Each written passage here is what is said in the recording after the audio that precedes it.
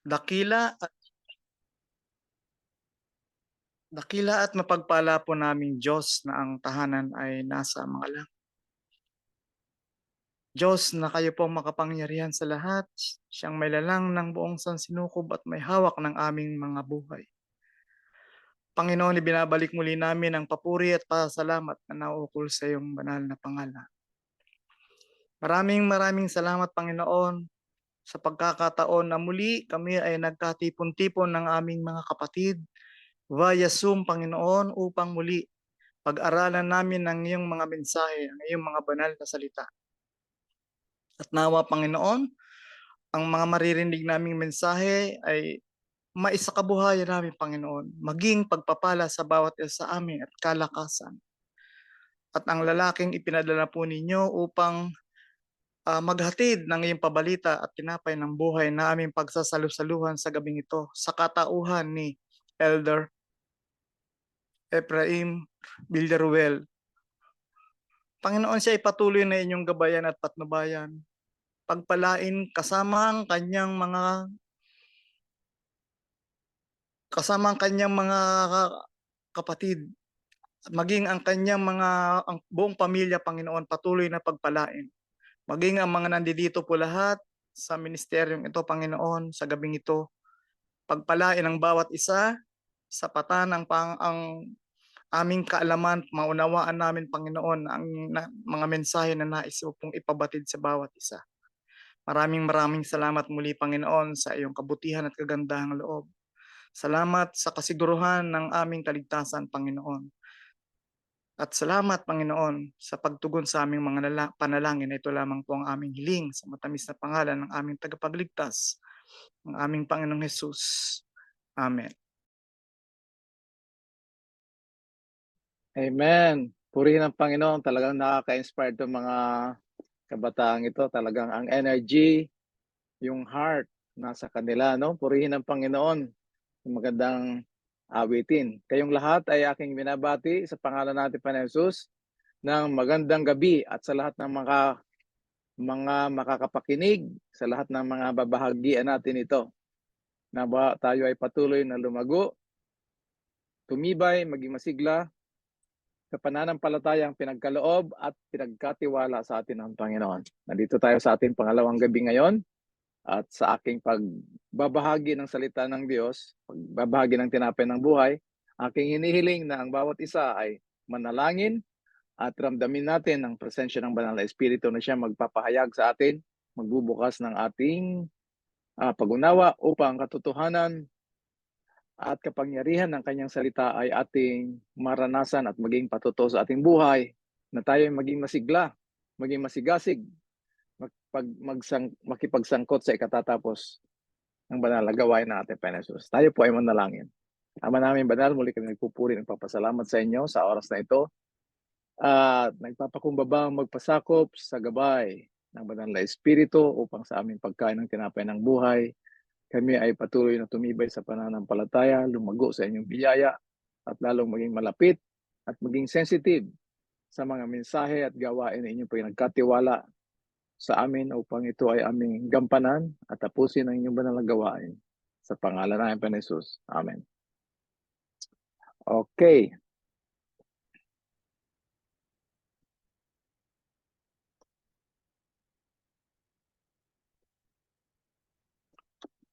So mga kapatid, nandito na tayo ngayon sa second part ng series ng Laodicea natin. Ngayong gabi, ating pag-aaralan na ang Iglesia ng Laodicea ay kinakailangan magbukas ng pinto.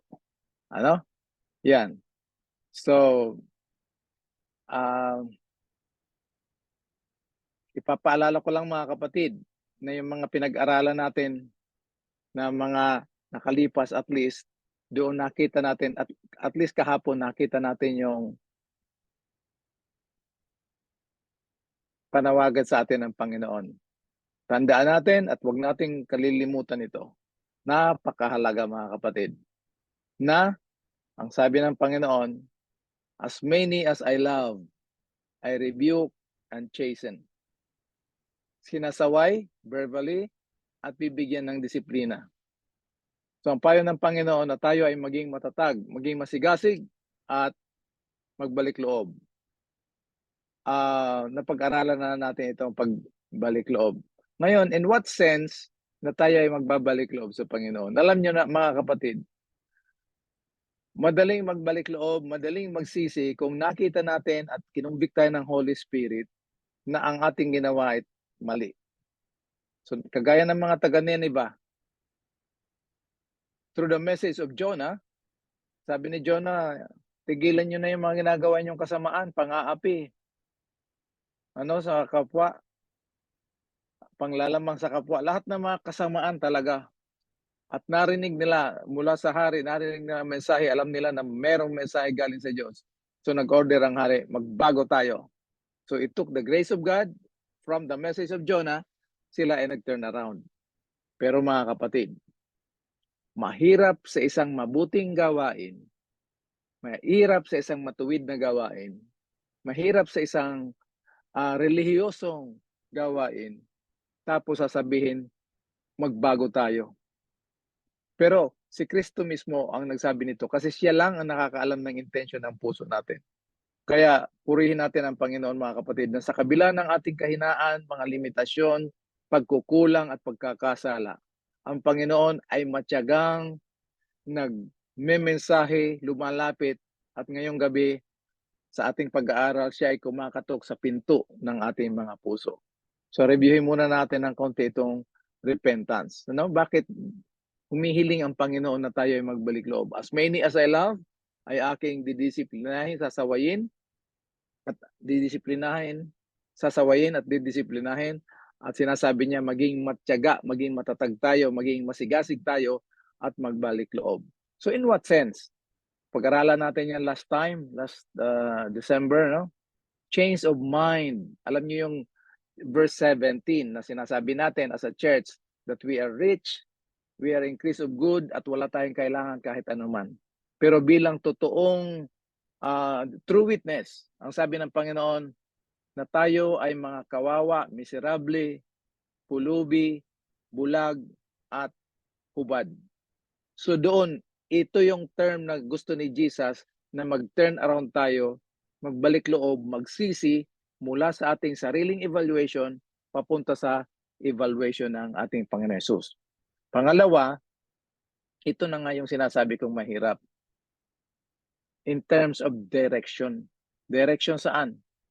Yung ating mga mabubuting gawa, mga religious activities, works of the law to works of faith, from self-righteousness to Christ righteousness. Mahirap i-distinguish ito pero mamaya makikita naman natin yan mga kapatid.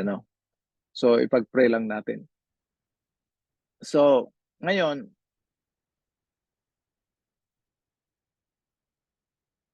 paano itong tinatawag ng Panginoon o hinihiling? Sinasabi ng Panginoon na tayo ay magbalik loob sa atin. Paano maging reality ito sa buhay? Ano ang ini-expect ng Panginoon mula sa atin, mula sa kanyang bayan? At dito na tayo ngayon papasok kung anong hinahanap ng Panginoon sa atin. Ano talagang hinahanap niya sa atin? Ito na. Yan yung topic natin ngayong gabi. Sabi niya, behold, I stand at the door and knock. Ito na mga kapatid. If anyone hears my voice and opens the door, I will come into him at makikipagkain, makikipaghapunan. Kaya hapunan dyan sa inyo sa Pilipinas ngayon. So tamang-tama talaga yung imbitasyon ni Jesus. Alam ko naman na ngayon binuksan na natin yung ating mga pinto ng ating mga puso at kasama natin si Jesus ngayon. Yung iba naghahapunan ngayon, yung iba maghahapunan pa lang, yung iba tapos na. Pero dito timing talaga yung message ng Panginoon na ang sino mang dito sa word na behold, kinukuha niya ang ating attention. Makinig kayo, tingnan nyo. Nandito ako sa pinto at kumakatok. Tandaan natin mga kapatid na ang message to the Laodicean is a corporate message. From the leadership up to the least members. Pag sinabi kong least members, yan yung mga kabataan, basta lahat ng mga miyembro ng buong iglesia.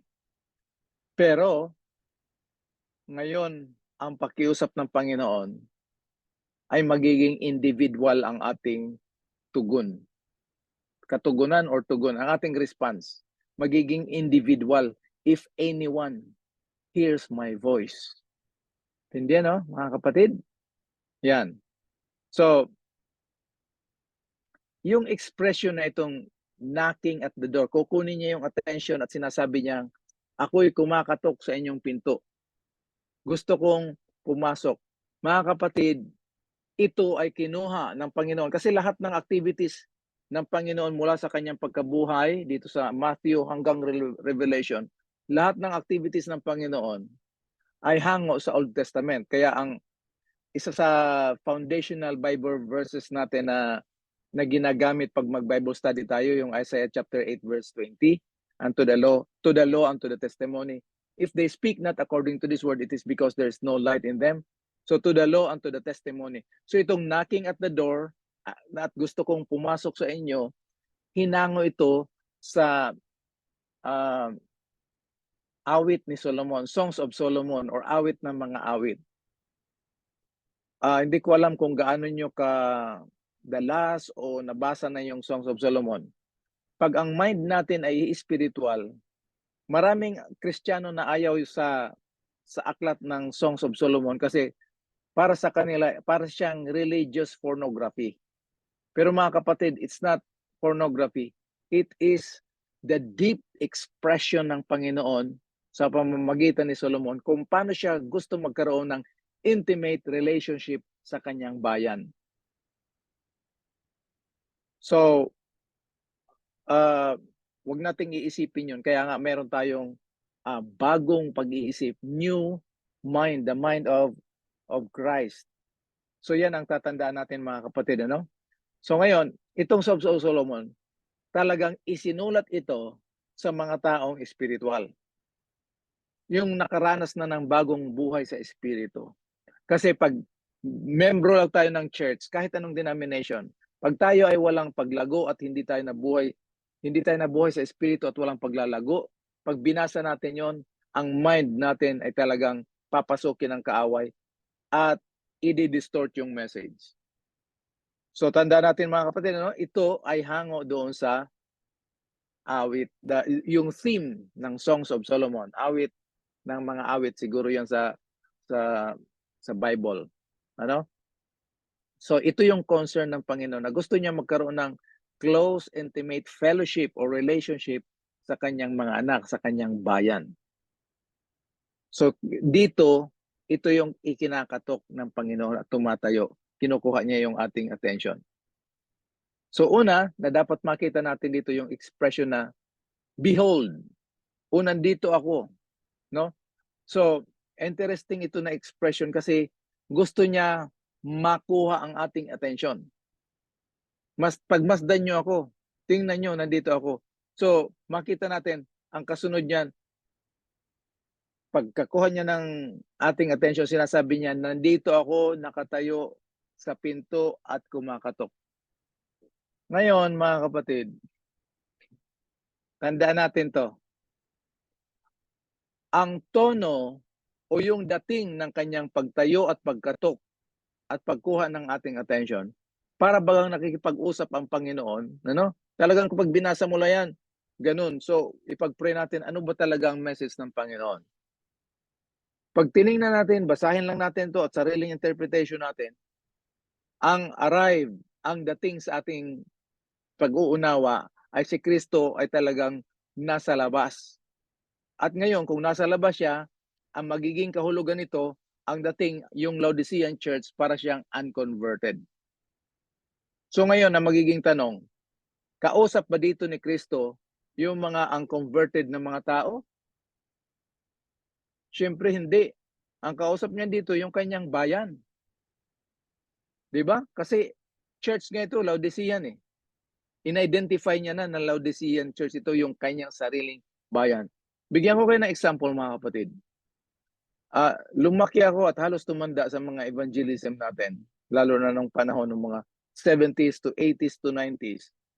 Meron tayong appeal song Yung The Savior is Waiting na kanta ng Heritage na yan ang isa sa mga paborito ko at talagang yung Heritage Singers, ayan yung paborito kong singing group at siguro makaka-relate kayo. Kinakanta natin yung appeal song pagkatapos ng mga ministries, ng mga evangelism o Bible seminars. The Savior is Waiting to Enter Your Heart.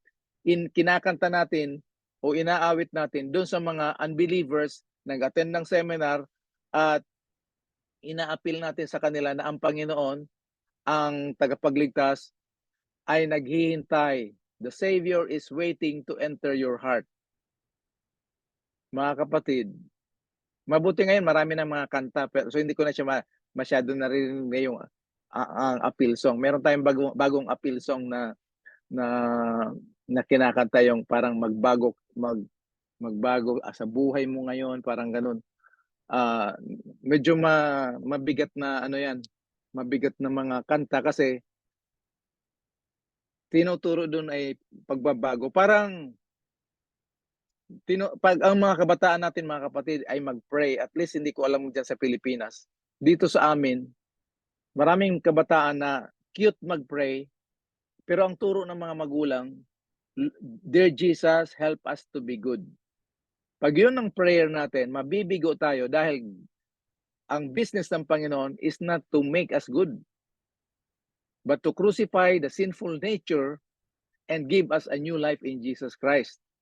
Okay, binibigyan ko to ng diin para malaman natin na ang kausap ni Kristo at ang kanyang kinakatukan ay hindi unbeliever. Mga believers na ito, sarili niyang bayan. Ano? So anong ibig sabihin nito na nandito ako sa labas, mga kapatid? Ang ibig sabihin ng Panginoon ito, remember ang issue natin dito is about works. Ang sabi ng Panginoon, ang theme ng kanyang message dito sa 7 churches, I know thy works. So itong sinasabi ni Kristo na nandito ako sa labas ng inyong mga gawain. Yan ang issue ng pagiging I know thy works, yung pagiging nasa labas niya. Ano? Ang ibig sabihin ng Panginoon sa atin bilang kanyang mga anak at pinagkatiwalaan ng mensahe, binigyan niya tayo ng mensahe ng kaligtasan. Sinasabi niya sa atin, gusto ko, ako yung maging source, yung pinagsisimulan ng inyong mga gawain. Naalala niyo yung sabi ni Jesus sa Sermon on the Mount, Matthew, yung conclusion niya sa chapter 7, 21 to 23? Not everyone who calls me Lord, Lord. So meron mga gumagawa sa pangalan ng Panginoon, pero hindi siya yung source. So ang ibig sabihin ng Panginoon, alam ko ang inyong mga gawain, kaya lang hindi ako yung pinagmumulan ng energy ng inyong mga gawain. Ang energy ng inyong gawain ay parang kalagayan ni Job, yung pinag-aralan noon, self-righteousness. So gusto ko, ang gusto ipaabot ni Kristo dito, gusto ko ako ang maging pinagmumulan, maging source ng inyong mga gawain. At kung ganyan ang mangyari mga kapatid, lahat ng gagawin natin, maging conscious tayo is, am I doing this for the glory of God or for self-glorification? So yan ang ibig sabihin ng Panginoon. I stand at the door and knock. I want to be the source of your works. Sabi ni Jesus, nakikipag-usap ako sa aking bayan, sa aking mga minamahal na anak, as many as I love, na ako ang inyong magiging katwiran. Sapagkat hiwalay sa akin, kahit maganda yan sa paningin ng tao, maganda yan sa paningin ng gumagawa, maganda yan sa paningin ng mga relihiyosong tao, pag hindi si Kristo talaga ang gumagawa noon sa banal na espiritu, yun ay karumal-dumal, hindi katanggap-tanggap, at yun ay maraming basahan. So itong kalagayan na ito mga kapatid, hindi lang ito in terms ng ating kalagayan, yung ating status sa Panginoon, because we have been justified, we have been saved already by the grace of God. So hindi lang doon yung righteousness ni Jesus na kailangan natin doon sa pag-aaring ganap, sa imputed righteousness, kung hindi in terms of sanctification sa ating Christian living, yung ating paglilingkod sa Panginoon. So yan ang ating i-highlight mga kapatid. Kasi ang pinaka-issue ng Panginoon sa kanyang bayan, lalo na dito sa Laodicean, is the work. So, anong work ang gusto ng Panginoon? Kasi dalawa lang issue dito eh. For yung mga works natin is for the glory of God. Whatsoever we do, whether we eat or drink or whatever you do, 1 Corinthians 10:30, do it all for the glory of God. Let your light so shine that they may see your good works and glorify not your church, not your position, not your performance, but your Father in heaven. Or magiging theatrical o magiging entertainment yung ating paglilingkod sa Panginoon. So marami tayong program to attract the attention of people to ourselves sa halip na sa Panginoon. Ano? So, yun ang pag-aaralan natin. Yun ang iisipin natin sa ating paglilingkod sa Panginoon. Yan ang heavy sermon ng Panginoon sa Matthew chapter 23. Ina-address niya ang kanyang mga leaders na pinagkatiwalaan niya ng mensahe ng gawain. So yun ang iingatan natin mga kapatid. Kasi pwede tayong gumamit ng pangalan ng Panginoon, pwede tayong mag-perform ng mabubuting gawain na hiwalay pala sa Panginoon. Napakahirap ma-distinguish mga kapatid ang gawain kung itong righteous, itong mabuting gawa natin ay galing sa Panginoon o galing sa sarili, no? So I hope na naintindihan natin, nalaman natin itong ibig sabihin itong righteousness. Righteousness for the glory of God or for glory for me. Ano? So yan ang ina-address ng Panginoon dito. So ngayon, bibigyan ko kayo ng example bago tayo pupunta doon sa dalawang klaseng Kristiyano. Yung iba nito, siguro na ibigay ko na ito noon, pero uulitin lang natin ngayon. Dalawang pamamaraan ng pag-iingat ng kautusan ng Diyos. Ito yung works of the law, sumusunod sa letter. Pero ang concern nito mga kapatid ng letter of the law or works of the law, yung outward appearance, kung ano lang ang makita ng mga tao para makita ng mga tao, oh, ang galing ni Brother Epi, ang bait ni Brother Epi. Yan ang concern outward. Pag binasa nyo, look, picturean nyo yan, tingnan nyo yung mga Bible verses dyan kasi wala na tayong time magbigay ng lahat, no? Mag-details. So Luke chapter 16 verse 15, na tayo mga tao, magaling tayo magpuri, magbigay ng puri sa mga tao. We highly esteem sa mga, lalo na pag mga gagaling, kuminsan nag-idolize tayo. Pero sabi ng Panginoon, ang anuman ang pinakamataas na inyong pinupuri sa tao ay karumal-dumal, abomination in the eyes of God. Dahil sa puso tumitingin ng Panginoon. So example lang yan, kagaya ng Matthew 23, 27, and 28, Galatians 6:12. Yung intention ng tao is correct, laging nakafocus sa sarili. So yan yung unang problema. Pangalawa, dito sa works of the law, competition. Sino mas magaling kumanta, sino mas magaling mag-preside, mag-sermon, leadership. Kaya pasok yung politika kumisan sa loob ng church.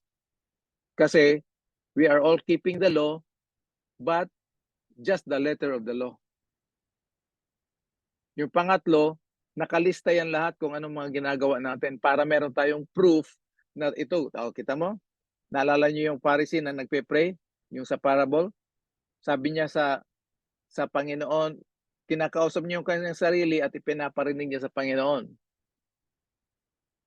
Yan, particular, ililista. Ngayon, yung spirit of the law, which is the work of faith, faith which worketh by love, yun ay nagmumula sa puso kasi meron na tayong bagong puso from the new covenant, everlasting covenant. Doon sa bagong puso, nadala sa atin ng banal na Espiritu through the gospel message, nandun yung kautusan ng Panginoon, pero ginagawa natin yan out of the heartfelt appreciation sa ginawa niya sa atin bilang pagpapasalamat. Pangalawa, na-realize natin na tayo ay bilang iglesia, bayan ng Diyos, meron tayong mga kanya-kanyang spiritual gift na pag ginamit natin yan is all for the glory of God, So nagko-complement. Merong kakanta, merong nagpapiano, merong nagigitara, merong nagse-set up ng mga sound system para So iba-iba yung papel natin for one purpose, for the service of the Lord, for the glory of God, and for attracting people to the cross, to the matchless charm of Jesus Christ. So nagko-complement sila, walang kompetisyon. Number 3, yung mga ginagawa natin mabuti, hindi natin alam na tayo yun. Alam mo, nag-sermon ka, na-bless yung mga tao. Pastor, ang galing ng sermon mo. Yung sinabi mo kanina, talagang na-touch talaga ako. Pero mga kapatid, pause muna ako for a moment. No? Yung song service natin kanina sa mga bata, pag tayo nila doon, na-touch talaga ako. Praise the Lord, praise the Lord. So umpisa pa lang talagang ma-appreciate mo na yung presence ng banal na espiritu na pinag-ipon niya tayo, magsamba, magpuri, at kasama na rin itong pag-aaral ng kanyang salita, yung pagkain ng tinapay ng buhay. So ngayon, ito yung pinag-aralan natin last time, na itong works of the law, ito yung lukewarm, yung laman na makasalanan, kinokopya yung gawain ng banal na espiritu. Kaya hindi siya tumatagal. Kasi pag walang magpuri, walang magbigay-pugay, walang mag-appreciate, titigil talaga siya. Pero dito, itong hot works, gawain ng banal na espiritu sa buhay ng mananampalataya. Okay?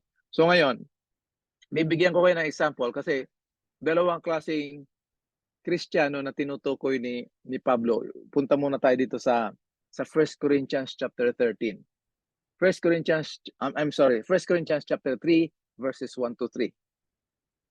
Ang issue dito mga kapatid, pagkatapos ng 10 years nila na convert, 10 years, na-convert sila, 10 years old na sila ngayon, sila ay nanatiling mga sanggol. Kumbaga ipipicture natin sa mga magulang na nagkaroon kayo ng anak 10 years ago, ngayon 10 years old na, ay nagdadayapers pa. Hindi na nila alam ngayon yung tawag na lampin eh. Hindi ko alam kung ang tawag sa atin nung panahon ay lampin. Pero ngayon, mga diapers, social advanced life na tayo mga kapatid. Ano? Si Pablo, ito yung ina-address niya mga kapatid. Hindi ako pwede magsalita sa inyo ng mga spiritual na bagay. Hindi kayo lumago. I could not speak to you as spiritual but as to carnal, even as babes. So titingnan niyo mga kapatid, ano? Papansinin niyo, hindi sinasabi ni Pablo na hanggang ngayon hindi pa kayo na-convert. Ang tinatawag nila dito ay carnal, mga sanggol kay Kristo. So hindi ka kaya pwedeng pakainin ng mga heavy meat. Ang pwede nyo lang kainin yung mga simpleng mga katotohanan na kung ano yung alam nyo noon, yung pa rin yung uulit-ulit na lang. Hindi nyo kayang tanggapin, hindi nyo kayang panghawakan ito mga kapatid. So in-explain niya kung ano itong pagiging carnal, ano itong pagiging sanggol sa pananampalataya, sanggol kay Kristo. Ano itong sanggol kay Kristo? Kristiyano sila, konvertido na sila, pero namumuhay sila na parang hindi converted. Namumuhay sila ng sanlibutan. Kagaya ng alin? Envying. Pagiging, ano bang envy sa Tagalog mga kapatid? Baka pwede nyo isulat yan. Envy yung inggit. Yan, naiinggit. Halimbawa, sa sarili mo, believe ka na magaling ka mag-sermon, tapos may nag-sermon doon na pinuri ng mga tao. Sa puso na nangyayari yan mga kapatid, yung inggit. Mas magaling ako doon. May kumanta, mas magaling ako kumanta doon. Nandun yung inggit. Yan yung sa world. Kaya nga may politics. Maganda yung government, itinatag ng Panginoon yan. Pero pagpasok ng politics, yan yung, ang tawag ng politics ay, anong tawag nitong, anyway, pag politics, merong self-concern, merong self-preservation. Pulimia or polemics sa Old English na galing sa Greek, polemia, polemics, politics. Pag merong politics, merong self-preservation, self-exaltation. So nag-iinggit, naiinggit, tapos strife. So titingnan natin kung paano tayo nagbibigay ng message ni Lord. Are we doing the work of God by giving, preaching the truth in love? or kailangan patunayan natin yung ating sarili. Malungkot mga kapatid, kasi marami tayong mga kapatid, mga kamanggagawa, na the way we share the truth of God ay babanatan natin yung mga hindi tamang doktrina. Si Jesus, ang style ni Jesus, just telling the truth bago niya sabihin yung kung anong mamali doon is always redemptive approach. Hindi yung ipuput down yung tao. Sa debate mga kapatid, ipuput down talaga yung tao. Division. Meron tayong kanya-kanya mga kumisan malungkot. Hindi lang sa denomination bilang Kristiyano kundi pati sa mga ministries. Yung ibang ministries hindi na masuportahan kasi mas importante ito. Ano? Yan ang ibig sabihin ni Pablo. Kasi doon, kung papansinin niyo dito sa Corinth, sa chapter 12, 13, and 14. Sa chapter 12 and 14, puro yan spiritual gifts. Pero yung chapter 13 is the chapter of love. Sabi niya kung ano man yung mga galing natin, magaling tayo mag-interpret ng mga prophecies, nagsasalita tayo mga anghel, sinasakripisyo natin ating mga sarili. Pero pag wala tayong pag-ibig ng Diyos, yung agape, para lang tayong batingaw na tumutunog na walang patutunguhan. So yan mga kapatid, tatandaan natin, Laodicean, they are not unconverted. They are converted, pero may sitwasyon. Kagaya ng sa Corinth, na they are babies. Sila ay mga sanggol kay Kristo. Okay? So, ngayon, napakahalaga na malaman natin yan. So, ang issue dito sa Laodicean is not about unconverted. Pero converted, kaya lang, dahil deceived tayo ng sarili nating evaluation, believe sa sarili, nagkakaroon ng malaking problema. Paano mo nasabi, Brother Epi, na itong sa Corinth ay mahirap mga kapatid? Pag sinabi natin dito sa chapter 3 ay hindi sila converted, pagdating doon sa, tinan mo yung chapter 3 yan ha, pagdating dito sa verse 16, anong sabi ni Pablo? Hindi nyo ba alam na kayo ang templo ng Diyos? Don't you know that you are God's temple and that God's Spirit, tinan niyo mga kapatid, ang banal na Espiritu o ang Espiritu ng Diyos ay nananahan sa inyo. Hindi niyo ba alam yan? So hindi niya ina-address yung Corinth as unconverted kasi na-convert na nga sila 10 years ago. Nakita natin mga kapatid? Yan. So pagdating ng chapter 4, chapter 5, chapter 6, sinasaway niya, rini-rebuke niya. O, tinan niyo yung chapter 6, verse 20. The same thing. Your body is the temple of God. Ginagamit natin yan sa health message. Pero ito dapat ang maintindihan at mapagdiinan natin mga kapatid. Na tayo ay templo ng Diyos at ang Espiritu ng Diyos ay nananahan sa atin. Mahalaga yan mga kapatid. Kasi marami tayong mga kapatid na naghihintay ng banal na Espiritu. Ay sinabi na nandito yung banal na Espiritu sa atin. No? So yan ang tandaan natin. Ngayon, dito sa kalagayang ito, merong tatlong problema. Two main problems. Yung pangatlo, hindi na masyado kasi yun ang manifestation yung pagpapahayag. Ano yung dalawang problema nito? Number one, kung babes tayo kay Christ, mahina yung mga tuhod natin, mahina yung pananampalataya natin. Ang ating patutuo, mga witnessing, as much as sa record, marami. Tingnan niyo mga kapatid, sa survey, pag mga evangelism, marami tayong baptism. Pero ilan doon sa maraming nabaptize ang naging co-workers natin? Habang dumadami tayo in numbers, pero yung co-workers na nagpa-participate sa gawain ng ikatatapos ng gawain ng Panginoon, mas marami tayong napoproduce na weaklings, yung mga mahihina at karamihan din backslide. So mahina yung ating witnessing, poor witnessing. Cute tingnan yung bata na natumba pero sa pakiramdam niya nasasaktan yan. At kawawa naman. Lalo na ikaw magulang nakita mo yan. So ganun nga yung Panginoon eh. Ayaw niya na nakikita niya na ganyan yung sitwasyon natin. Ayaw niya na gano'n patuloy na mangyari sa atin. Pangalawa, nami-misrepresent natin ang Panginoon sa buhay natin. Tingnan niyo mga kapatid, magyaya ka, "O sige, magbisikleta tayo." Tapos umangkas na sa'yo yung pinaangkas mo sa bisikleta tapos gano'n ang nangyari. Para bang nag-invite ka ng mga tao sa worship tapos makita ng mga in-invite natin, "Ha, gano'n pala sila."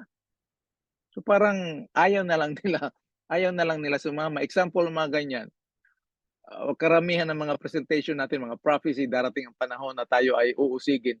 So, yung mga tao na bago pa lang uusigin na kaagad, paano sila sasama do'n? So, dapat maging matibay tayo. Kaya nga ang panawagan ng Panginoon, siya'y kumakatok na hayaan niyo akong gumawa sa inyo. Oo, kasi sa ating naked eye, it appears na talagang lahat ng mga gawain natin ay talagang pasado sa sarili natin. Kasi ang prayer natin nagpapasakop tayo sa Panginoon, eh, pero yung result. So napakahalaga mga kapatid, just in case makalimutan natin o makalimutan ni Kuya Epi, ni Brother Epi, gusto kong sabihin ito, 'no, na malaman natin na ang Panginoon ang gumagawa sa atin kapag hindi tayo patuloy nagtatanggap ng mga puri. Kung hindi ginagawa lang natin 'yan as, flowing sa buhay natin, yung tuloy-tuloy lang siya, ano, spontaneous lang yung gawain natin. So, 'yan ang negative side ng sa ating pinag-aaralan. Yung pangatlo nito na problema natin, mahirap ma-distinguish kasi kokonti yung diferensya ng, ah, worldly Christian or yung carnal, yung sanggol kay Kristo. Kasi matagal na tayo na-convert pero patuloy pa rin tayong sanggol.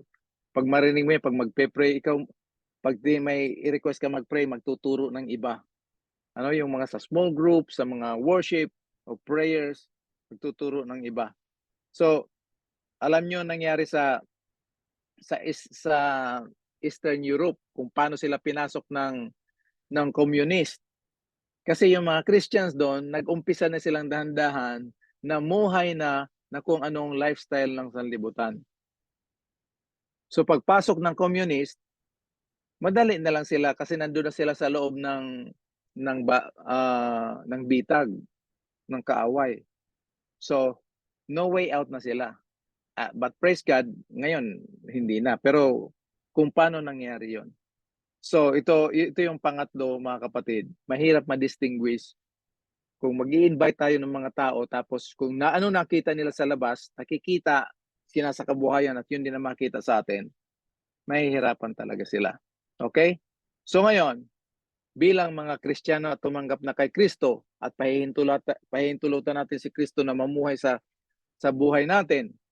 Kaya mahirap mga kapatid mag-judge. Ipasa Diyos natin yung ating mga behaviors kasi Panginoon lang ang nakakita ng ating puso. Pero sa mga tao na tumanggap kagaya ngayong gabi, ako'y umaasa at nananalangin na tayong lahat, buksan na natin yung ating pinto, pahintulutan natin si Kristo na siya ang ating magiging katuwiran. Ang mangyayari sa atin ay ganito.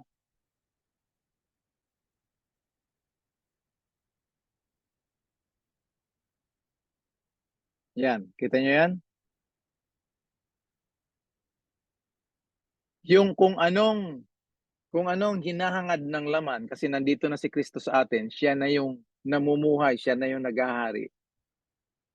Tayo ng mga nananampalataya ay sa magitan ng kapangyarihan ng banal na espiritu, we will subdue the flesh through the power and the working of the Holy Spirit.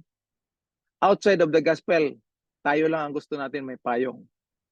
Pero pag nandito si Kristo sa atin, gagawa tayo ng paraan na kung anong meron tayo na ikabubuti para sa atin, ibabahagi din natin sa iba. Kagaya ng kaligtasan, mahirap tayo magbigay ng message of salvation pag tayo mismo ay walang assurance of salvation.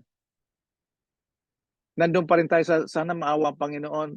Mapapatawad pa kaya ako ng Panginoon sa ganitong ginawa ko? So parang linilimit natin yung kapangyarihan ng kanyang biyaya na ligtas sa atin. Pero sa mga taong tumanggap sa Panginoon at na-experience nila yung joy of salvation, they will make a way to share the matchless charm, the saving grace of Christ. Pangalawa, dahil sa mga ginagawa natin for the glory of God, doon nakikita ng mga tao ang katuwiran ni Kristo. Sasabihin talagang maka-Diyos ang taong ito. Ang pupurihin nila ang Panginoon. Mag-iingat tayo kasi kung minsan, pag hindi pa nila masyado kilala ang Panginoon, ang pupurihin tayo eh. Uy, ang bait mo naman, napaka-religyoso mo naman. Malaking tukso yan mga kapatid sa pagtanggap at pag-absorb ng glory. Medyo maaalangan ka nga eh, di ba? Tapos out of courtesy, sasabihin mo salamat. Pero we must be aware, pag may magpuri sa atin, sabihin natin, purihin ang Panginoon kapatid. Ang Panginoon yan ang gumagawa sa atin. Hindi ako, hindi sa sarili ko. Okay? So ngayon, titingnan natin itong sa Galatians chapter 5 na sinasabi ni Pablo. Galatians, buksan niyo yung mga Bible niyo dyan sa Tagalog. Galatians chapter 5 verses 16 to 18. Sabi ni Pablo, sinasabi ko sa inyo mga kapatid, mamuhay kayo sa Espiritu upang hindi nyo pagbibigyan yung mga hangarin o pita ng laman.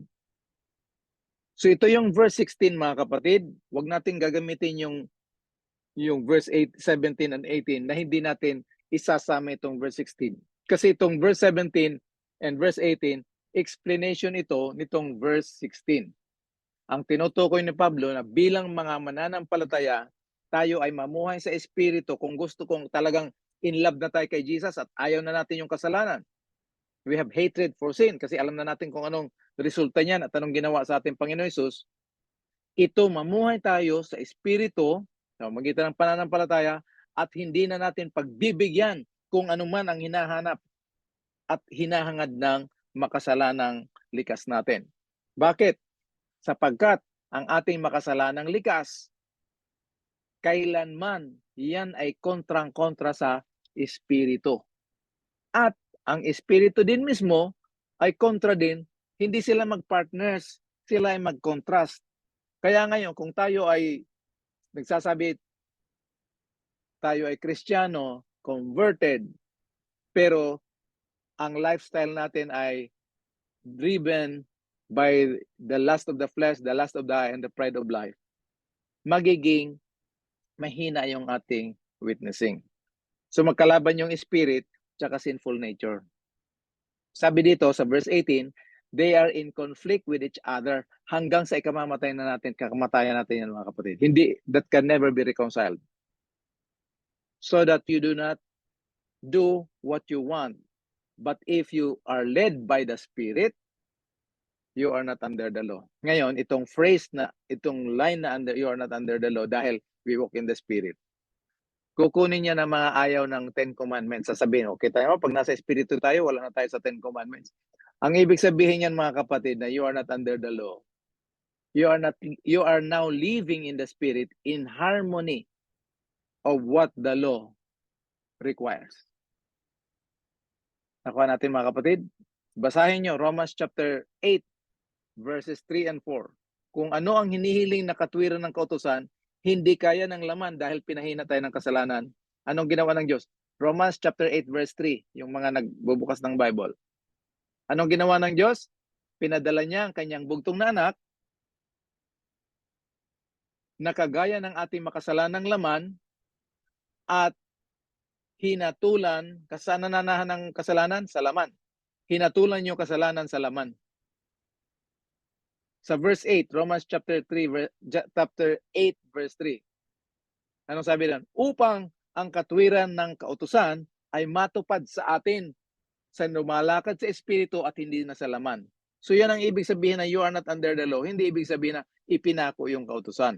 Ang ibig sabihin yan, yung buhay natin ngayon, namumuhay tayo sa pananampalataya, namumuhay tayo sa Espiritu, namumuhay tayo na sang-ayon sa hinihiling ng kautusan. Okay? Yan. Isa pa, para mas maganda. Sabi dito, Romans chapter 13, isa yan sa mga Christian living. Verse 14. Ang sabi dito, put on the Lord Jesus Christ and make no provision for the flesh in regard to its lust. Ang ibig sabihin nito, pag na-convert tayo mga kapatid, Hindi tayo binago ng Panginoon na wala na tayong tendency ng kasalanan, ang nabago sa atin yung mind. Kasi yung mind nagko-control sa body natin. Nung hindi pa tayo na-convert, kung anong gusto ng pita ng laman natin, hindi yan magagawa hanggang hindi magsabing yes yung mind. Ay nung wala pa si Jesus sa buhay natin, pag sabi ng katawan, gusto ko ito, sasabihin ng mind, o sige, punta ka dun. O yan. Pero dito ngayon, ang choice natin, ito na ang pinakamaganda dito. Binigyan tayo ng Panginoon ng respeto ng pagpili. Kaya kahit yung kanyang pagkakatok, dalawa yung pagkatok mga kapatid. Balikan muna natin yung katok, ano? Sa pagtayo ni Kristo dun sa pinto at kumakatok siya, kasi Diyos ng pag-ibig at Diyos ng respeto. Kahit love na love niya tayo, re-respetuhin pa rin niya tayo. Hinihingi niya yung ating permission. I stand at the door, knock. Kaya lang yung pagkatok niya mga kapatid, katok na hindi yung knock. Inuuga niya tayo sa ating kalagayan na magising tayo na nasa masamang sitwasyon pala tayo pag wala si Kristo. Kaya dapat katukin niya tayo, kalabugin niya tayo ng pagmamahal na magising tayo sa ating kalagayan. So dito, ito yung sinasabi ni Pablo, ilagay natin si Kristo sa ating buhay upang kahit nandiyan yung kasalanan, wala na. Pasusukuin natin yung kasalanan. Masakit yung sa damdamin natin. Pero mas pipiliin natin purihin ang Panginoon. Tagalogin natin, Romans 13:14. Gawin ninyo ang Panginoong Hesukristo bilang sandata at huwag ninyong pagbigyan ang laman upang sumunod ang mga hilig nito, ang pita ng laman. So si Jesus, yan ang ibig sabihin ni Jesus na pahintulutan niya akong pumasok sa inyo na ako ang inyong magiging source ng inyong katwiran. Okay mga kapatid, isa pang example na dapat natin malaman. Anong nakikita nyo dyan? Farm, bukid, ano? Nandito siguro si Part Rapi, ano? Pag nakikita ko yung farm, kasi sa Masbate, or kasi more Masbate, parang Bisaya na rin yan eh. Pag sinabing bukid, bundok, kaya yung mga kaibigan, mga Bisaya, pag sinabi ko nandun ako sa Santiago Bukid, pagpunta nila doon, naghahanap sila ng bundok. Walang bundok. Sa Tagalog kasi, yung farm, bukid. Sa Masbate, yung bukid, bundok. So pag sinabing Santiago Bukid, nandito si Part Rafi. Pag sinabing Santiago Bukid, pagpunta nila doon, maghahanap sila ng bundok, walang makita. So farm talaga, no? Diyan sa farm, syempre tatanim ka ng mga prutas kung ano. Syempre mamumunga yan. Yan. Anong bunga ng banal na espiritu? Iisa lang ang bunga ng banal na espiritu, agape. The fruit of the spirit is. So iisang bunga pero iba't ibang flavor. Nakuha niyo mga kapatid? Yan. So ang sabi ni Pablo dito sa Galatians, ang bunga ng banal na espiritu in contrast sa gawain ng laman. Dito sa 21 and 22, ito yung gawain ng laman. Yan yung dead works. Ngunit in contrast ang bunga ng banal na espiritu. So makikita natin sa buhay ng nananampalataya, kinakailangan mamunga yung banal na espiritu kung si Kristo ang pahintulutan natin na siya ang gumawa para sa atin. Because the Holy Spirit and the flesh, they are not partners. Hindi sila partners. Okay? So ngayon, itutuloy natin yung ating pag-aaral. Tanda natin mga kapatid, ito yung sinasabi na pagbunga ng banal na espiritu. Hindi ito madadaan, hindi ito pwedeng gawin, yung pagpapasuko, pag-subdue, pag-conquer, pagpananagugpay sa laman sa pamamagitan ng willpower. Yung akala natin, labanan natin kasi may freedom of choice tayo, hindi kaya yan. Hindi yan makakaya sa freedom of choice, hindi yan makakaya sa Bisaya ang tawag niyan pag paningkamot, sa Tagalog pagsusumikap, hindi yan kaya. Paano mangyari yan mai-reproduce yung bunga ng banal na espiritu sa atin? Sa pamamagitan ng pananampalataya at paglakad sa espiritu. Walk in the spirit and you shall not fulfill the desire of the flesh. Diba? Okay, ngayon, kasi napakabilis ng oras. Gagawin natin dito, titingnan natin yung 4 stages ng ating pamumuhay Kristiyano. Gagamitin natin na example dito si Adam, pero yung Adam na yan yung ating pagiging pagkatao. Ano si Adam? Kasi galing tayo doon eh. 'Di ba? Acts chapter 17 verse 26. Galing tayo doon kay Adam. Doon tayo linalang ng Panginoon. Hindi tayo linalang ng Panginoon ng individual. So gagamitin natin si Adam, kung ano tayo doon kay Adam, bago nahulog sa kasalanan, ano tayo ang ating pagkatao kay Adam, pagkatapos na nahulog tayo sa kasalanan, at ano naman ang ating kalagayan nung tayo ay inabot na ng mensahe ng pag-ibig ng pagliligtas ng Panginoon. At ang panghuli ay ano ang ating kalagayan bilang tao ng makasalanan na tumanggap kay Kristo sa kanyang pagdating, sa kanyang maluwalhating pangalawang pagdating. Pero magkakaroon muna tayo ng spiritual vitamin. Okay? Desire of Ages, page 161. Tingnan niyo mga kapatid. From eternal ages, it was God's purpose that every created being, from the bright and holy seraph, ibig sabihin mga angels ito, to men, should be the temple, the dwelling, tahanan ng manlalalang. Temple for the indwelling of the Creator. Because of sin, humanity ceased to be the temple of God. Tumigil, nawalan siya ng function as temple of God. Darkened and defiled by evil, the heart of man no longer revealed the glory of the Divine One. So yan ang malungkot mga kapatid na nangyari sa atin kay Adam. Yung plano, panukala ng Panginoon hindi na natupad, tumigil. Pero sa ating bahagi lang yung tumigil. Ang Panginoon hindi siya tumigil. Nandyan yung kanyang flowing grace and work through the Holy Spirit. Kaya sabi dito, but ngunit by the incarnation of the Son of God. Ito yung nangyari sa incarnation ni Jesus. Kaya napakahalaga ng birth ni Jesus na hindi natin binibigyan ng halaga. But by the incarnation of the Son of God, the purpose of heaven is fulfilled. Wow. So napakaganda mga kapatid. So titingnan muna natin itong anong kalagayan natin kay Adam before the fall. Number 1, si Adam at yung ating pagkatao before the fall, we were totally dependent sa Panginoon. Wala tayong ibang gagawin. Kagaya ni Kristo nung nandito siya. Sabi niya, the Son cannot do of himself, but whatever he sees, whatever he hears from the Father, that I do, sabi ni Jesus. So ganyan si Adam bago nahulog sa kasalanan. Number 2, kung ano yung likas ni Adam noon, ang likas natin, yung kay Adam nung bago nahulog ang kasalanan, meron silang harmony, yung pag-uunawa, nakaugnay, nakalinyada sila pareho. Yung divine nature ng Diyos at yung human nature natin na kung saan tayo linalang ng Diyos sa kanyang wangis. Magkasama sila. They are in harmony. Number 3, indwelt. Ang naghahari sa buhay natin, sa isip natin, sa spirit natin, sa ating pagkatao, ay ang banal na espiritu at siya ay nagre-reflect ng pag-ibig ng Diyos, yung agape. So ito yung buhay natin bilang tao before the fall. Yung binigay ng Diyos na buhay sa atin, unconditionally immortal. When you obey, you continue to obey my word, you will live. But if you disobey, you will die. So conditionally immortal.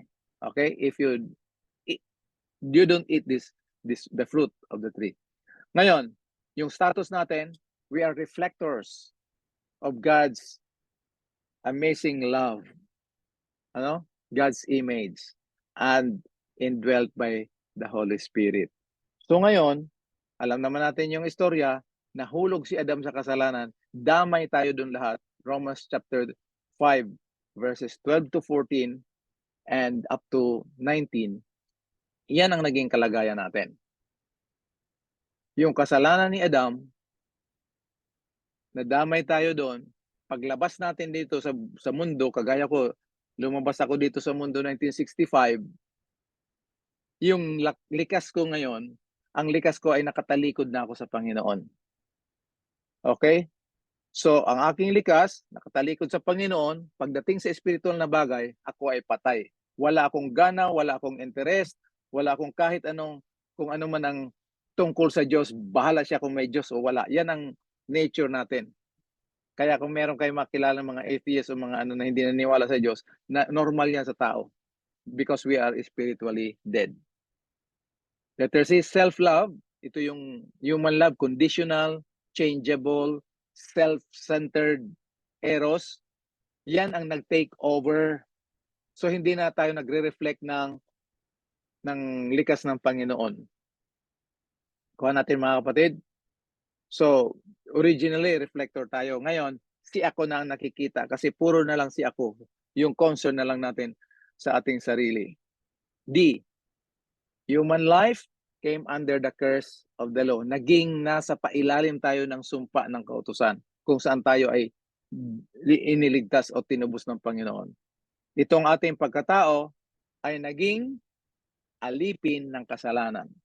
Meaning, ano man ang ating gagawin, kahit mabuti yung ating ginagawa, yung self-righteousness, hiwalay sa Panginoon kahit mabuti yung ating ginagawa, nandun pa rin ang naghahari pa rin doon ay ang kasalanan.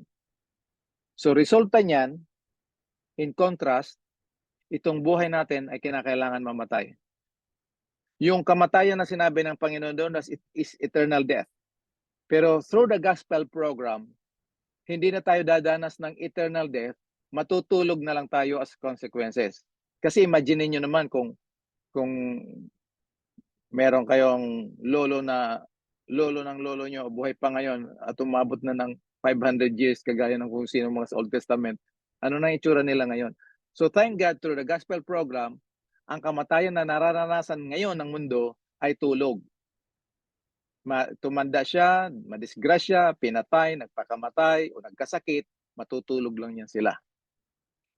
Ano? So the gospel is the ultimate solution for eternal death, sin and eternal death. So yan ang naging buhay natin ngayon. Buhay na mamamatay at naging egocentric tayo, self-centered. Kailangan pag sermon ko doon, meron ako kakilala noon na pag mag-sermon siya, bago siya mag-sermon, ikokontrata niya yung mga tao. Pag sabi ko nito, magsabi kayo ng amen ha. Kinokontrata. Sa halip na from the heart yung na-bless ka sa word of God, na-touch ka ng Holy Spirit, amen, talaga yan, praise God, oo, totoo yan. Kukontratahin niya, mag-amen kayo po sa, yan o, egocentric talaga tayo. At the same time, buhay na walang espiritu, meaning we are spiritually dead. Kaya sabi ni Jeremiah, can the Ethiopian change his skin, meaning the color of skin, kasi yung itim yung color nila. Or the leopard, its spot, pwede bang yung itong leopardo, pwede niyang palitan yung kanyang batik-batik? Neither can you do good who are accustomed to do evil. So mahirap talaga yan mga kapatid. Hindi pwedeng mangyari yan. Ngayon, so through the gospel message, through the power of God's grace, through the gospel of Jesus Christ, which is the power of God unto salvation to everyone who believes. Ito na yung experience natin ng salvation. No? So, tinanggap natin si Lord, na-convert tayo, tinanggap natin si Jesus bilang siya na yung ating buhay ngayon. Hindi na si ako, kung hindi si Kristo na through the gospel message. Number 2, we become spiritually alive, na born again na tayo dito through the gospel act of God in Jesus Christ. Ephesians chapter 2, verse 5. He made us alive together with Jesus Christ. Yan yung experience natin. Ngayon, dahil tinanggap na natin si Kristo bilang ating manlalalang at tagapagligtas, siya din yung ating katwiran. Okay? Katwiran natin siya. Ngayon, sa tingin ng Diyos, at kahit doon sa accuser natin si Satanas, alam ni Satanas na totoo na tayo ay inaring ganap, pinatawad, iniligtas. Ayaw lang ni Satanas tanggapin yung katotohanan, kaya patuloy niya tayong i-accuse, kasalanan pa rin kayo. Sabihin mo, yes, I am sinner from head to toe, in and of myself. But in Jesus Christ, I am perfect. Pupuntahan ngayon ni Satanas si Jesus. Pagpunta niya kay Jesus, kailangan hanapan niya si Jesus ng kasalanan. Ay wala siya makikitang kasalanan. So kung anong totoo kay Kristo, totoo sa atin sa magitan ng pananampalataya. Kaya napakahalaga ng katok ni Kristo na gusto niya siya yung maging source ng ating buhay at ng ating katwiran. Okay? So yung ating likas na makasalanan, hindi yan nagbago sa ating conversion. Ang nagbago lang yung ating mind. Kasi babaguhin niya ni Jesus sa second coming. When there's mortality, will put on immortality. This corruption, yung makalupang katawan natin, will put on incorruption. So walang isang katiting, isang kapiranggot sa ating likas na babaguhin ni Lord. Tandaan natin yan mga kapatid. Ang nabago sa ating conversion yung ating mind. Pero yung likas natin, hindi yan magbago. Kaya nag-aaway yan silang dalawa. Nung hindi pa tayo converted, yung mind natin tsaka yung flesh, magkaibigan yan sila. Basahin nyo, Ephesians chapter 2, verse 2 and 3. Kung anong gusto ng laman, susundin ng isip. Kung anong gusto ng isip, sige, magkasama sila. Pagdating ng conversion, mag-aaway na yan sila. Ayaw ng laman sumimba, sisimba ka. Kasi sabi ng isip, eh, mas powerful yung isip. Punta doon, punta doon. Pupunta, sunod siya. Ano? Yan. Because yung isip natin ngayon, ang nananahan na yung Holy Spirit. Paano nangyari ito? Bigyan ko ng example. Di ba nahulog tayo sa kasalanan? Yung buhay na ipinasa ni Adam sa atin, ito yung tinatawag na bios. Si Kristo, yung kanyang original life, Zoe, eternal Zoe, doon sa incarnation, yung sabi kanina sa Desire of Ages na natupad ang kalooban ng langit sa pagkabuhay ni Kristo, pinagsama ngayon yung divine life ni Jesus tsaka yung ating bios life, pinagsama doon sa nang si Kristo ay nabuhay. Ngayon, itong buhay ng makasalanan na kanyang tinaglay doon sa kanyang kapanganakan at yung kanyang original, unborrowed, underived life, pinagsama doon sa womb ni Mary at siya naging tao. Anong nangyari doon? Romans chapter 8 verses 2 to 4. Sa 2 muna tayo, no? The law of the spirit of life. Ito yung power of God. The principle of life. Kasi pag sinabi ng law, hindi yan 10 commandments, ha? Dito sa Romans. Ito ay principle of life. The law of the spirit of life in Jesus Christ had made me free from the law of sin and death. Meaning, itong dalawang law of life nandun kay Kristo. Anong ginawa ni Kristo? Pinanagumpayan niya yung bios at nanalo yung Zoe eternal life. At sa magitan ng kanyang tagumpay, sa magitan ng banal kapangyarihan ng banal na espiritu, tayo ngayon na tumanggap kay Kristo, pinalaya na mula sa principle of life ng kasalanan at kamatayan. Praise the Lord. Kita nyo? So yan sa verse 2, pinalaya tayo. Ngayon, itong kautusan ng Diyos, yung law dito, hindi na ito yung law of life. Okay? Yung law dito, yan yung principle of God's kingdom, foundation of God's kingdom, humihingi sa atin ng katwiran. Hindi na ngayon kaya ng laman. Kasi nagkasala na nga tayo eh. So anong ginawa ng Diyos? God sending His own Son in the likeness of sinful flesh. Si Jesus ginawang bios. Pero hindi tumigil ang kanyang pagiging Zoe. Nandun pa rin, pinagsama yung Zoe tsaka bios. Ngayon, anong ginawa ng Diyos doon kay Kristo? Ginawa siya ng kagaya ng makasalanang laman. At doon sa makasalanang laman, ito na yung good news ng gospel. He condemned sin in the flesh at doon niya nangyari sa cross. Anong layunin nito? 'Di ba humihingi yung kautusan? Yeah? What the law could not do, that is weak through the flesh. Upang ang katwiran ng kautusan ay matupad sa atin na hindi na ngayon lumalakad sa laman kung hindi sa espiritu. The same admonition na sinasabi ni Pablo, yung binasa natin kanina, that walk in the spirit and you shall not fulfill the desire of the flesh. So magiging tanong ngayon mga kapatid. Bibigyan ko kayo muna ng isang verse. 2 Corinthians 6:16. Sabi dito, or what agreement has the temple of God with idols? For we are the temple of the living God. Just as God said, I will dwell in them and walk among them. I will be their God and they shall be my people. Dalawa mga kapatid, tingnan nyo ha. I will dwell in them and walk in them. Ang tanong dito mga kapatid, itatanong ako, Ang Diyos ba lumalakad sa carnal na Christian? Is God walking in the carnal Christian? Dalawa yan mga kapatid, dwell and walk. God is dwelling. Ibigyan ko yung example. Kung meron kayong barkada, nagsama-sama kayo, tapos nagkaroon ng punto na yung barkada mo nag-usap na aalis sila, hindi ka nila iimbita. So kasama ka sa barkada, pero hindi ka inimbita sa lakad. So ang point ko dito, kung ang tanong ay, ang Panginoon ba ay lumakalakad sa carnal? Ang sagot yan mga kapatid, hindi. Nandito bang Panginoon sa atin? Nandito. Lumalakad siya? Hindi. Bakit? Kasi hindi natin siya pinahintulutan. Hindi natin binuksan yung pinto. So the carnal Christian, meaning pag hindi na lumalakad ang Panginoon sa atin, we are misrepresenting Christ sa buhay natin. Kahit Kristiyano tayo. Dito sa puntong ito, dito God wants Laodicea to be spiritual. Kaya siya kumakatok. Irerespetuhin niya tayo at siya ipapasok sa atin pag pinahintulutan natin. So the only way we become spiritual is by allowing God to walk in us and confess the formula of the gospel, not I, but Christ. Ngayon, itong not I, but Christ, mga kapatid, pinakamasakit ito sa buhay natin dahil tatanggalin dito at babalatan yung self-righteousness. Kita niyo mga kapatid? Bigyan ko kayo ng isa pa bago tayo mag-end, no?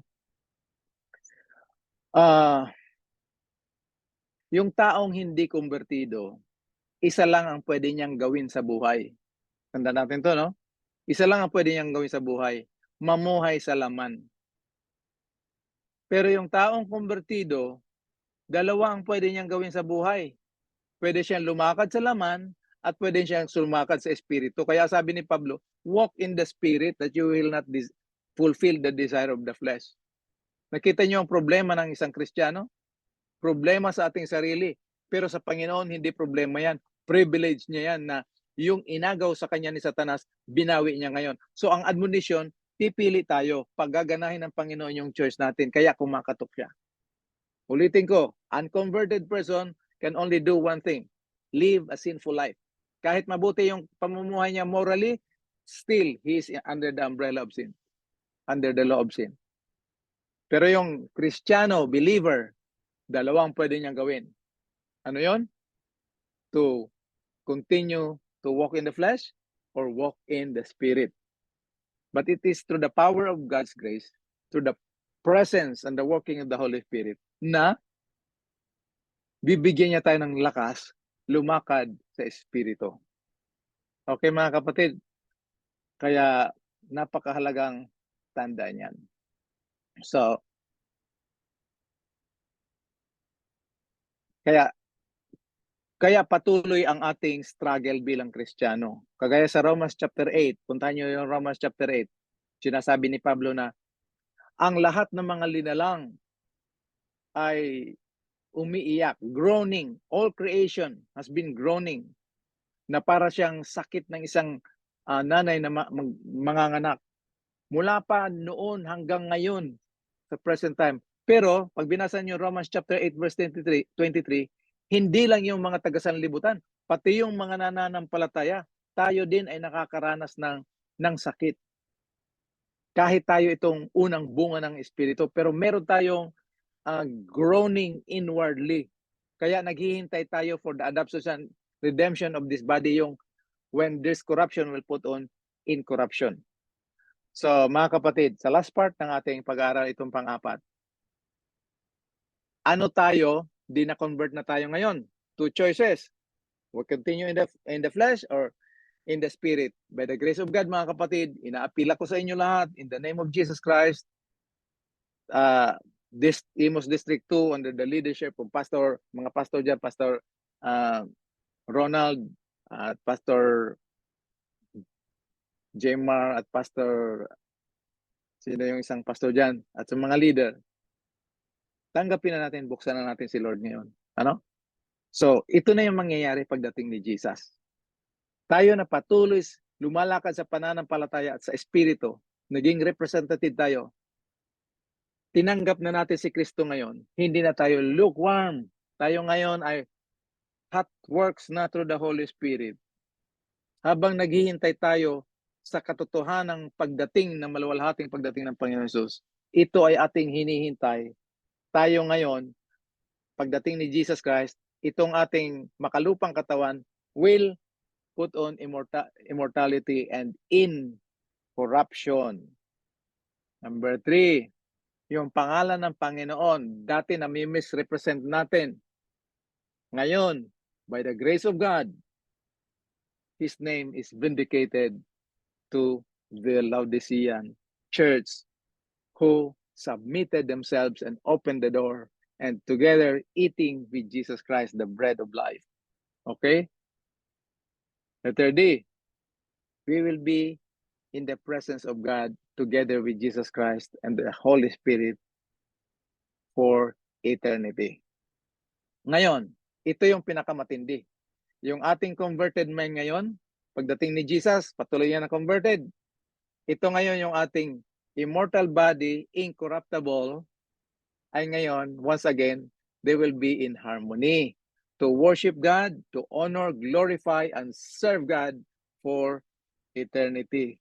Kaya yan ang purpose ng Panginoon, mga kapatid, na siya ay buong respeto, kumakatok sa pinto, pero kinakalabog niya para gisingin niya tayo upang magising tayo sa ating kalagayan na mapanganib. At ngayon, in the name of Jesus Christ, pinapasok na natin siya ngayong gabi. Mga kapatid, ano? Pinapasok na natin. Amen? Pinapasok na natin siya ngayong gabi. Tayo ay naghapunan kasama niya sa magitan ng kanyang salita. At tayo ay sama-sama na mula ngayong gabi at magpakailanman. Tayo ay makikipagbahagi sa ikatatapos ng gawain ng Panginoon. So bukas ng gabi, atin naman pag-aaralan na nandito na si Kristo ngayon, binuksan na natin, pinahintulutan na natin siya ang ating katwiran, siya ang ating buhay, siya ang lahat. Bukas mapag-aaralan natin kung paano na natin ngayon mapanagumpayan ang kasalanan ni Satanas at ang sarili. God bless us all. Good evening. Spread the word, grow in the Lord, and I love you all in the name of the Lord. And thank you po.